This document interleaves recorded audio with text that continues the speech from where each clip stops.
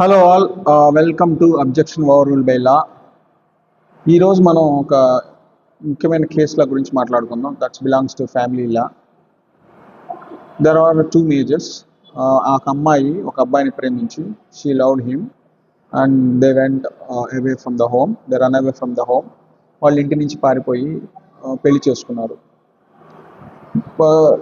వాళ్ళిద్దరూ Hindus and they married as per the Hindus rituals, customs ప్రకారం, ceremonies ప్రకారం మ్యారేజ్ చేసుకున్నారు. The marriage together, the married and they live together for almost 2 years. 2 సంవత్సరాలు కలిసి కాపురం చేశారు. ఆ తర్వాత ఏదో ఒక యాక్సిడెంట్లో హస్బెండ్ చనిపోయాడు. చనిపోయిన తర్వాత ఆ మ్యారేజ్ అసలు వ్యాలిడా కాదా, ఆ హస్బెండ్ నుంచి వచ్చే ప్రాపర్టీస్కి ఈమె ఎలిజిబుల్లా కాదా, ఇవి లీగల్ ఇష్యూస్. దీని గురించి మనం మాట్లాడుకుంటే మనకి హిందూ లా చట్ట ప్రకారం there is one famous case law, Seema versus Ashwani Kumar.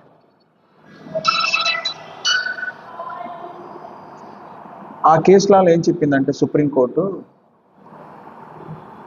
Registration, marriage registration is not mandatory. ఆ పెళ్ళి అనేది, ఆ మ్యారేజ్ అనేది హిందూ సెరమనీస్ ప్రకారం, రిచువల్స్ ప్రకారం జరిగి ఉంటే దట్స్ ఎనఫ్ అని చెప్పింది. మనకి హిందూ మ్యారేజ్ యాక్ట్లో 2 sections ఉన్నాయి, సెక్షన్ 7 అండ్ సెక్షన్ 8. సెక్షన్ 7 ఏం చెప్తుందంటే, పెళ్ళి అనేది వాళ్ళ వాళ్ళ కస్టమ్స్ ప్రకారం, హిందూస్ కస్టమ్స్ ప్రకారం జరిగితే ఆ పెళ్ళి అనేది valid, legally valid, and she is legally wedded spouse. Though it is not registered, marriage రిజిస్టర్లో ఎంటర్ కాకపోయినా కూడా దట్స్ వ్యాలిడ్. అదే సుప్రీంకోర్టు కూడా ఉదహరించింది సీమా వర్సెస్ అశ్వనీ కుమార్ కేసులో. రెండోది వచ్చేసరికి సక్సెషన్ రైట్స్. మ్యారేజ్ అయితే లీగల్ అయిపోయింది, బట్ ఈ హస్బెండ్కి ఉన్న ప్రాపర్టీస్లో she is eligible to get the property, to inherit the property, intestine property. ఏదైతే ఆ హస్బెండ్ విల్లు రాయకుండా చనిపోవడం వల్ల ఆ ప్రాపర్టీకి ఈమె ఎలిజిబుల్లా కాదా అనేసి పెద్ద లీగల్ కన్సర్న్ రేజ్ అయింది. ఈ సెక్షన్ ప్రకారం ఏం చెప్తుందంటే, సెక్షన్ 7 అండ్ సెక్షన్ 8 ప్రకారము సెక్షన్ 8 వచ్చేసరికి ఏం చెప్తుందంటే, రిజిస్టర్ చేసుకోమని చెప్తుంది, but it is not mandatory. ఒకవేళ అది ఇంకోటి ఏం చెప్తుందంటే, ఆ స్టేట్కి, ఆ స్టేట్కి కొన్ని పవర్స్ ఇచ్చేసింది.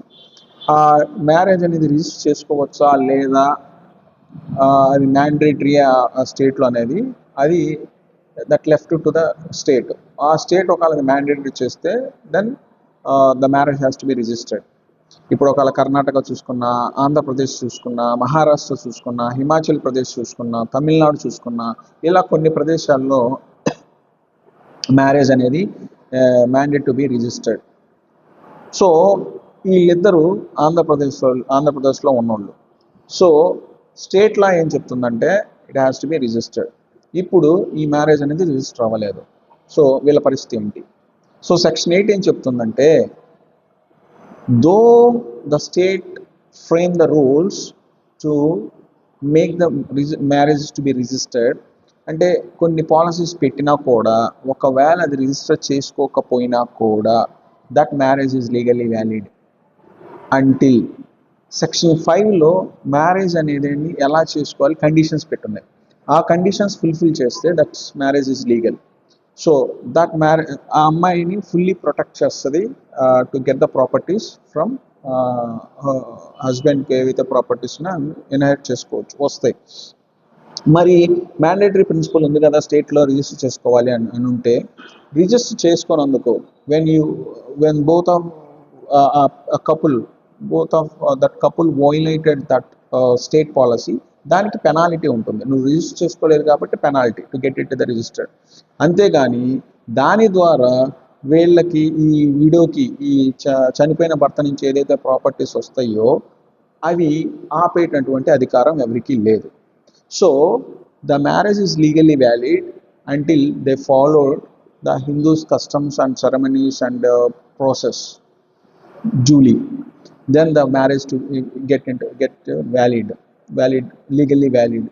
Though that marriage and not entered into the marriage register, and the register lo kaakapoyina kuda the marriage is valid. Thank you so much watching my video.